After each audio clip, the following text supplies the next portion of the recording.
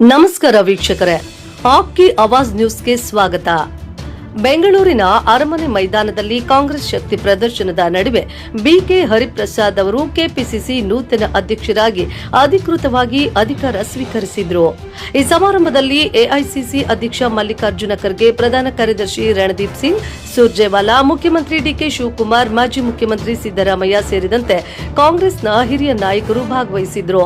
ಈ ವೇಳೆ ಡಿಕೆ ಶಿವಕುಮಾರ್ ಅವರು ಕಾಂಗ್ರೆಸ್ ಬಾವುಟ ಹಸ್ತಾಂತರಿಸಿ ಬಿಕೆ ಹರಿಪ್ರಸಾದ್ ಅವರಿಗೆ ಶುಭ ಹಾರೈಸಿದ್ರು.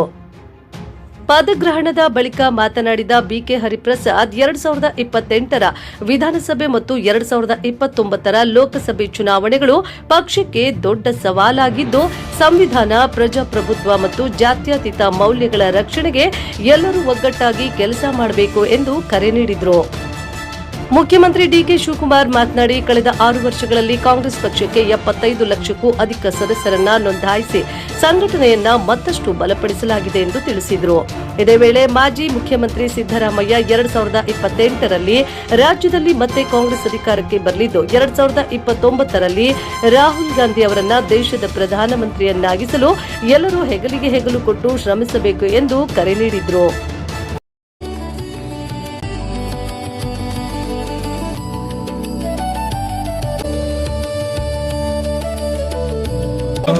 ನೂತನವಾಗಿ ಕೆಪಿಸಿಸಿ ಅಧ್ಯಕ್ಷರಾದಂತಹ ಸನ್ಮಾನ್ಯ ಡಿಕೆ ಹರಿಪ್ರಸಾದ್ ಅವರಿಗೆ ಅಧಿಕಾರವನ್ನು ಹಸ್ತಾಂತರ ಮಾಡ್ತಾ ಇದ್ದಾರೆ.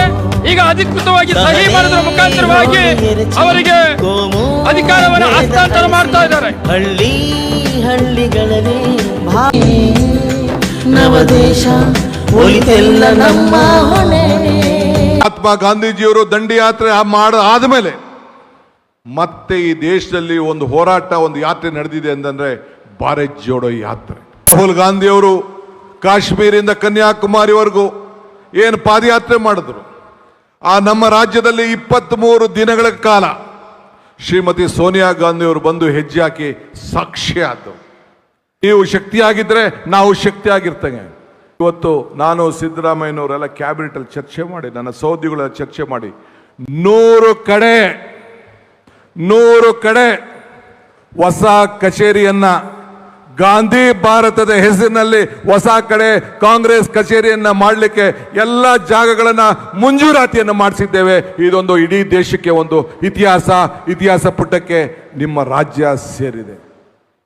ನಾನು ಮುಖ್ಯಮಂತ್ರಿ ಆಗಿರ್ಬೋದು, ಆದರೆ ಒಬ್ಬ ಕಾರ್ಯಕರ್ತನಾಗಿ ಇವತ್ತು ನಿಮ್ಮ ಜೊತೆ ಕೈ ಜೋಡಿಸಿ ಈ ಪಕ್ಷವನ್ನು ಮತ್ತೆ 2028ರಲ್ಲಿ ಅಧಿಕಾರಕ್ಕೆ ತಂದು 2029ರಲ್ಲಿ ಈ ದೇಶದ ಪ್ರಧಾನಮಂತ್ರಿಗಳಾಗಿ ರಾಹುಲ್ ಗಾಂಧಿ ಅವ್ರನ್ನ ಮಾಡಲಿಕ್ಕೆ ನಾವೆಲ್ಲ ಸಂಕಲ್ಪವನ್ನು ಇವತ್ತು ನಾವು ಮಾಡಬೇಕಾಗಿದೆ.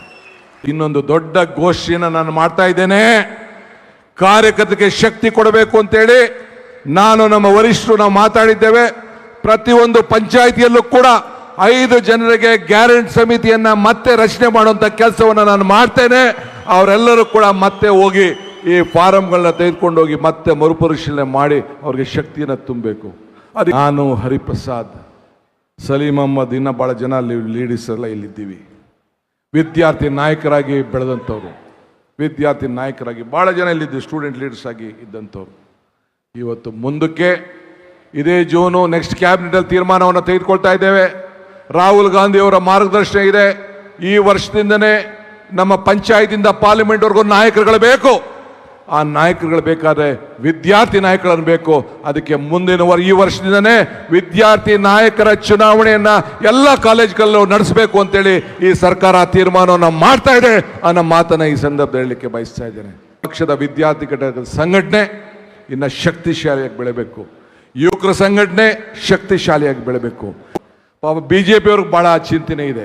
ಏನಪ್ಪ, ನನಗೆ ಇಂಥ ಅವಕಾಶ ಸಿಕ್ಕಲಿಲ್ಲ, ಬರೀ ಸಿದ್ದರಾಮಯ್ಯನವರು ಡಿ ಕೆ ಶಿವಕುಮಾರ್ ಸಿಕ್ತು ಅಂತೇಳಿ ಪಾಪ ಕೈ ಒಸಕ್ತಾ ಇದ್ದಾರೆ. ಚಿಂತೆ ಮಾಡೋದು ಬೇಡ.